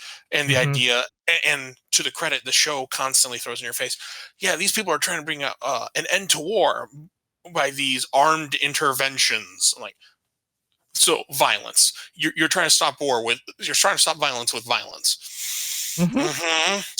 And kind of to your point, and this is where I'm bringing it around, I promise, is that show kind of handles it in a good way of saying, like, listen, there's a mass amount of hypocrisy in their mission statement, so that's probably not on the up and up. Whereas here it's it's like no one's questioning the actions of these cops. And they are even celebrated inside, like, that first episode when thank God for Section 9. Yeah, they're just like, oh, thank God Section 9 showed up. This was going to be a headache without them. Like, all right, okay, all right. Yeah, and I mean, though, to that same extent, I'm sure part of it was also because my initial read way back when, and still kind of caught it here, was, oh, thank God someone else can take care of this, not us. And I can kind of believe that bureaucracy, but if it goes wrong, somebody else will take the heat. Oh, thank goodness! Exactly, someone else to take the fall, and that's how, again, my first blush reading of that was like, politicians and bureaucrats, this is what they do. But I agree with you. I was like, there's a lot of just no, they did this, and it's good because they're good because they have the guns and the armor, and the government said they're good. And every part of my being is like, ugh. Yeah, like honestly, it's not that big of an issue in this show because there is so much else going on, and like the part that you get into is the sort of like the bureaucracy, the politics, and the procedural detective part, and like that is definitely like the bigger thing. But it's just like it's one of those where it's just like, boy, I wish they would get back to the really exciting parts where it's a good anime because there's good action scenes and they're doing these morally questionable things without questioning them. It is not a major thing that like stopped me from enjoying the show, but it is something that is just like always there in the back of my head. No, and I'm with you on that because I found that with this watch, there's like, man, I definitely am not getting the enjoyment that 18-year-old me, 19-year-old me got out of this. I am because it's with the experience of the world, knowing things, through growing up, like it's like in the back of my mind, I'm like, man, there's so many problems with this. Yeah, that's why ignorance is bliss, you know. Hey, he ain't whistling Dixie there. Let me tell you. All right, is it time to start rounding this out and get the final thoughts? Sure. All right. Okay. So Bob, what do you think? Now that we're done yapping. Looking at the show and having you describe it as it was built around either standalone or complex, I would watch it the way we discussed at the beginning. I'd want to watch all the standalones, then watch all the complex. I really enjoyed the standalone. I'm curious too because, as I said in the beginning, I mentioned in the beginning, the season was turned into an OVA, and I'm curious if they did that by just stringing everything all together, or they just took out the complex stuff and put it all together as like a story.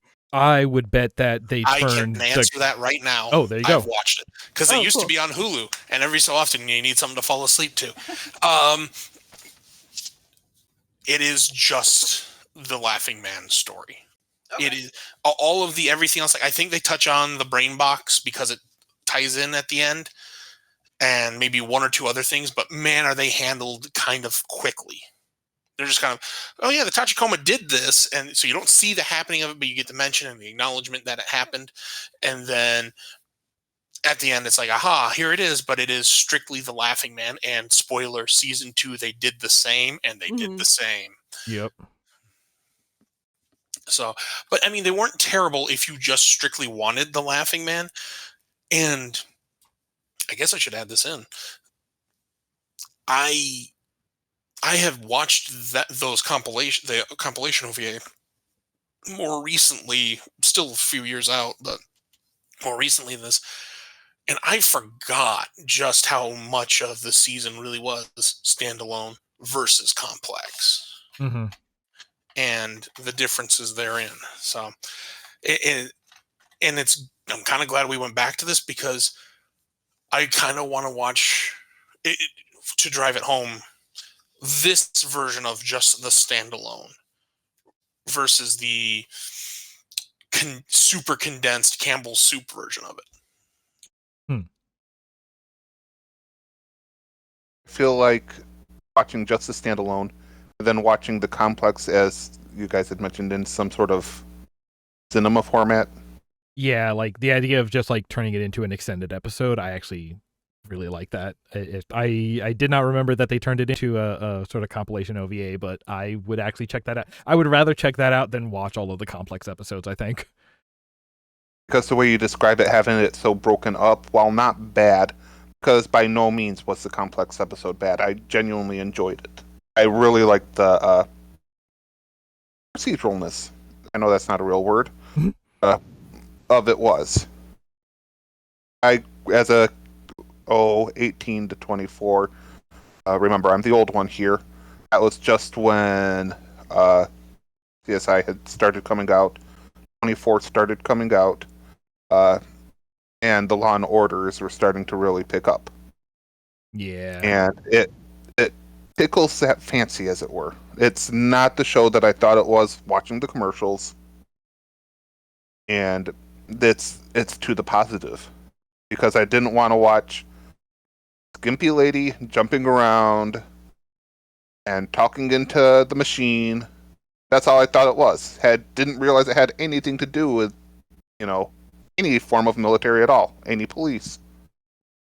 I just thought it was lady running around in her bathing suit at night with a gun. I mean, to be Would that fair, be- some of it is that. Yes, some of it is indeed that. It is a That being non-zero said- amount. Yes. I would rate this at least an 8. There's a reason this is such a popular show. And I never gave it the time of day just because of my own preconceived notions. Mhm. We should definitely watch the movie then if you like this show. I really did. Yeah, we should. Maybe we'll do that as like a in-betweeny break. I don't think we did Gotcha. one between our first 2 tiers, did we? No. I don't believe Oh, so. sorry, we're in the 3rd tier. Man, we've done a lot of this show already. Wow.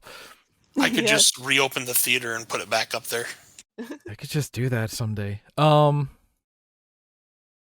I do plan on at least watching the standalones. I'm going to break it up myself, and I still have shows to watch. Otherwise, I'm not Yeah. caught up on anything. Mhm. But I'm going to add this to my queue, Awesome. and so much because I wanted to say this because I was thinking about the shows you have liked and how you haven't gotten around to certain ones. Yeah. And by no means is that a criticism. If anything, Bob, you are getting the genuine anime viewer experience of I have a backlog now of things to watch. And that is truly wrestling with, like myself, I am watching certain anime that are currently airing seasonally, specifically part 2 of season 1 of Gundam Witch from Mercury, and my personal favorite, Ancient Magus Bride season 2. And there are other shows I want to watch this season, but man, I ain't got the time for them anymore, especially, being an older person than I was, 18, 19, when I could just pound through them all. So this is something I can tell you is a real thing for anime viewers. And I'm glad you get to have this experience because there is a certain joy at one point. Like, what am I going to watch? Right. This is here waiting for me. Let me go to that. Mm-hmm. the nice thing for me is watching just the standalone. It's like watching, turning on your TV at 7 o'clock any random night, any random channel, and catching said procedural drama or even Star Trek standalone episodes. You don't have to care what happens at the end. You're just there to enjoy the episode for what it is. Hard agree. Yeah. The fact that we did it out of order, you watched episode 12 and episode 1, they could have been swapped and I would have been fine. Yeah, exactly. I think the show, like, I don't remember like the Laughing Man arc being bad by being like a serial rather than standalones, but like I definitely prefer it as like a Law and Order. Yeah. What a weird thing to say, but it's true. Yeah, like a Law and Order with a lot of caveat asterisks attached. Uh-huh. Yes. If Law and Order were set in the future and had mind speak And not and propaganda. robots. Yep. What do you mean defense attorneys aren't the villain? Now here's the hard one, and I already know the answer. This is not a robot waifu because she is not a robot. What? Yeah, Her no. body is completely robotic, Bob. Cybernetic, but you know what I mean. But she's a cyborg. Yeah, she are cyborg, which is you can't have robots without having cyborgs somehow. Don't ask me to explain. Just that's the rule. She's deeply a good character, a very good lead. She really It's is. refreshing to see a very strong female lead who isn't, regardless of how she dresses, I never sexualized her, which, duh. But I never looked at her and thought, why is she, well, at first I was like, why is she wearing that? But then I just didn't care. I more cared about her character. Yeah. I will also make the argument for our android anime waifus. Melfina is a cybernetic android. She does have biological components. Right. But she's an android. Yeah, with she didn't start as a biological person. components. Okay, fair enough. If that's where we're drawing the line. What is We're going on personhood? Something the show would technicalities. ask. It's a human turning to android or android turning to human. Data is a robot. Cyborg. The definition of cyborg lies in the conversion process. If you were a person and turned into a robot, you were a cyborg. Okay. If you were a robot from the beginning, even if you were sort of biological, you're an android.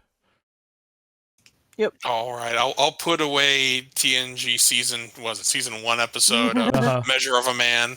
Mhm. Listen, Fine, let's break out the Robin Williams Bicentennial Man. right? Listen, he died a man, but he was a Right. man. He was a mandroid by the end. Okay, listen, we have I to was move. just thinking that. But here, I'll derail us here. Bob, how about that intro though? Oh So- yeah. Yeah, It starts and it's slow, and I'm like, oh, great, it's gonna be one of these. And then there's just that undercurrent of a beat, and it's just you still get the slow music with the beat. And I don't know why, but that triggered something in me. Doesn't it? It gives you like a sense of urgency that's calm, and I don't know how to explain it better than that. I Yeah. almost feel like That's this. the like Terminator persistence, where it's like just continually moving towards your goal, but not necessarily at a fast You want to be peaceful, but you feel like, what's going to happen? What's going to... And I'm just talking about the music. The Right. visual style, I did not care for the intro at all. If I Okay. wanted to play a PlayStation 2 game, I would play a PlayStation 2 game. Listen, Yes, that actually yes, still yes. looks better than most PlayStation 2. Well, But I will it say is this: I still like it personally. it is It's a the picture of its era. pre-rendered Yes. full motion video from a PS2 game. Is exactly what it is. Like, You're not wrong. oh god. I still love it. I like how you described it, Bob, and I love Joe's description too of the Terminator. I like almost like it starts slow. Like you got to start slow. You have this thing, and then the rising action, and then the action of the episode. Like that sort of encapsulates the whole of the Laughing Man incident. We just kind of start off slow, and things just escalate. But And you've got it's so that quick rhythm. concurrent. Yeah, it's so good. I will put it at 5, right in the middle. Oh, okay. Oh, okay. Um, Above or below? Does Trigon move down then, in your opinion? I believe that means Trigun moves down. Yes, Trigon So- does. Okay, Like I just this- want to this- confirm top that. of I the assume game. so. This Bad. becomes number 5. Yes. Ironically, since she is alive. Hmm. Hmm. Okay, here's my question. Uh-huh. We already decided about android waifus that is Yes, disqualified. Maybe if we wanted to put one of the geishas on there, I think we didn't see her in any of these episodes, but Section 9 does have like a specific typist android where Yeah. her hands break open and she Yeah, goes they from do. 10 fingers into Oh, like yeah. 100 fingers, like one finger for each key on the keyboard. Millipede Which hands. why is she still using a keyboard if she could just plug in or something? I would- Yeah. I would say she would rate on the list, but Now, I personally don't feel this way because I see them more as a protect than a waifu, but mhm. do the Tachikomas count? Well, I was gonna say, do the Tachikomas count as the horse? I mean, I'm Of this show. for it. Ooh. I'm for it. I would also- mean, the little girl did ride it. Yeah, they are Rhydon, they are Well- Steed, they are separate characters. to that point, Bob, the big pod on the back is Uh-huh. for someone to be in. So okay, maybe they're a little closer to a camel because they got the hump on the back, but also they have 6 legs. They really are I more just like love their It's a I spider love that horse they tank. can tip along, but then also they've got wheels in their feet, so they can just go vroom. they have Heelys. They have Okay, we on our list of horses, we have a horse that turns into a Gundam. Yeah. No, a horse that pilots a Gundam. We also do already have a Vespa. We do have a Vespa, and this is like the Yeah. best Oh of my both God. worlds because it's anthropomorphized. It's not just a strict vehicle. It also has a... If anything, that's more horse. And I would put it above Onyx because it also... Not to be that guy. It also has guns, but it has armor. It's defensible, is what I'm getting at. I Huh. guess It for is me, the best horse. the only holdback I have is it is automatically smart. With 2 of our horses, actually 3 of them, we just assume they're regular horses that do above average things. You know, Mm. yeah, a regular horse that knows how to instinctively operate a Gundam. Or the Too horse that, drives and operates the elevator. Mhm. I could accept that over the Gundam. Oh my god. Okay, so we're saying disqualified because too smart to be horse. I don't know. It's a I- tough We're question, gonna right? account- I feel like we're going to encounter smart horses at some point. I don't know. I don't know your guys' list, but I feel like somewhere we're going to have a walking, talking horse. Do you, Let me Mr. think. Ed's going to pop in. Nick, do you want to tell him about the horse racing anime? The waifu horses? No, I don't. I want to save that as a secret. Okay. He'll forget, don't worry. Right, I will, but I can see at least like 2 horses on our list, so we'll have to see about it.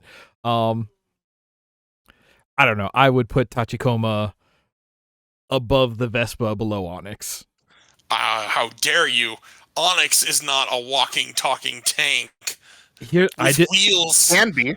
and Here's has existential crises. Here's the thing. Tachikoma, first of all, never seen it use an elevator. It always just drives up the side of the building like a dumbass. Second of all, I was going to say that makes it better. It doesn't have to wait. no matter how many guns or armor Tachikoma has, a Tachikoma does not have to put up with frickin' Andy nonstop. So I think Onyx gets a little more respect just for the emotional labor of dealing with Andy. I mean, I get that, but this thing did spend its whole day dealing with a literal, actual child, which is arguably. That's Probably- one day.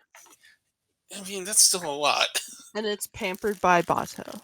And she was nice to it. She taught it manners. Do we need to just have a pet listing now, not just a horse? Oh, I think that would make it a little bit harder, and then we'd have to revise with past pets. yeah. And does Ein count as pet if he's part of a team? God, If he's the actual brains of the team? what was the ships in Outlaw Star, like the robot? Oh, Because Gilliam. Gilliam yeah. 2. Because they write on the Outlaw Star, does Gilliam count as a horse? Yes.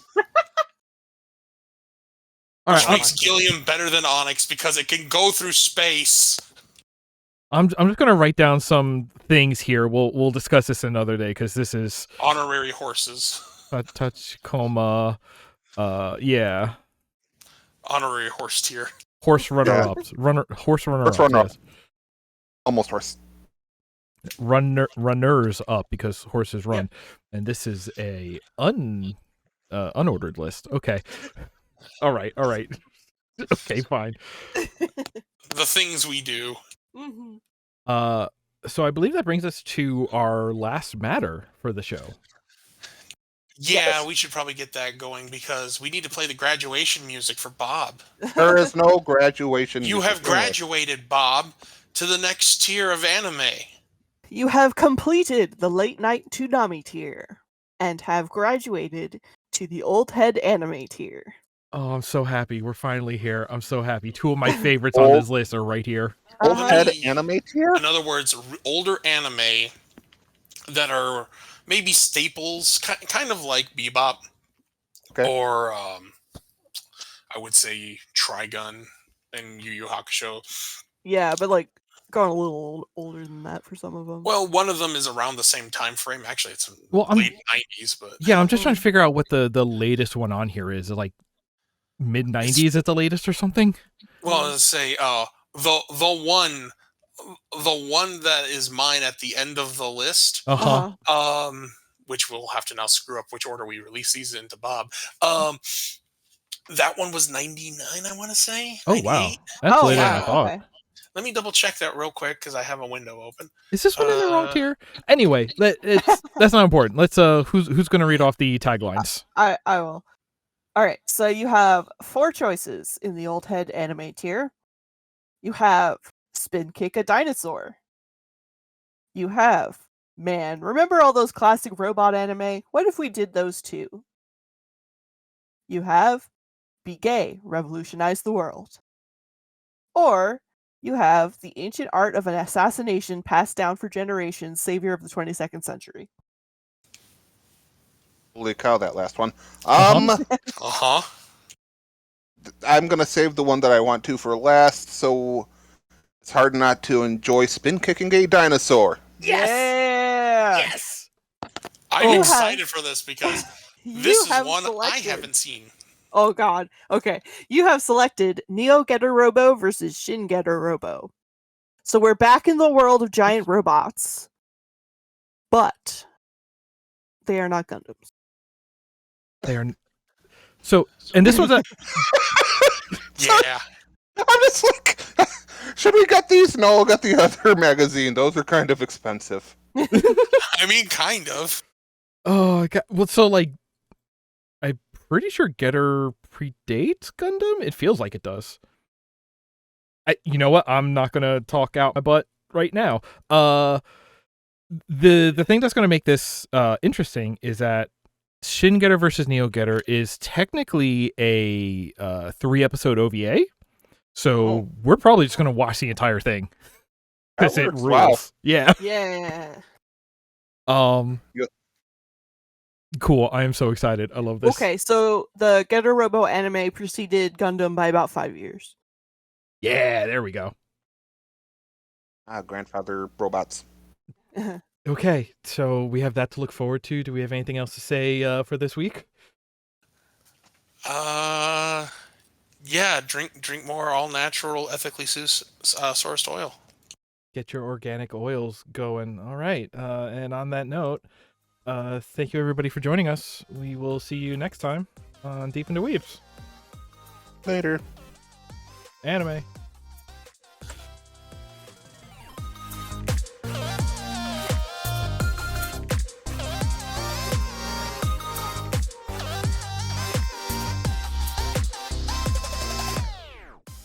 Deep in the Weebs is a show by Chuck, Nick, Joe, and Bob. Our theme music is Kawaii Friends by C. 3. You can find our show on YouTube, or subscribe to the audio-only version on iTunes or wherever podcasts are served.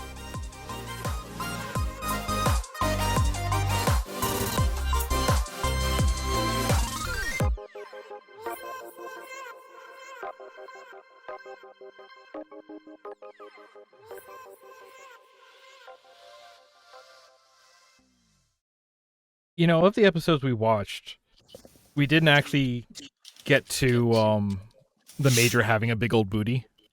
I mean, we got that one shot of her ass while she was standing in the office talking to our Aramaki. our man. She's The only very way- curvaceous. Yeah.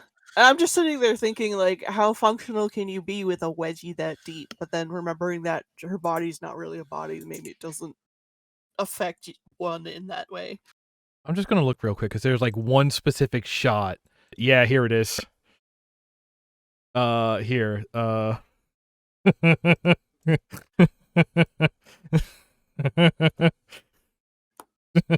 This is in the show. Oh. Just. Oh.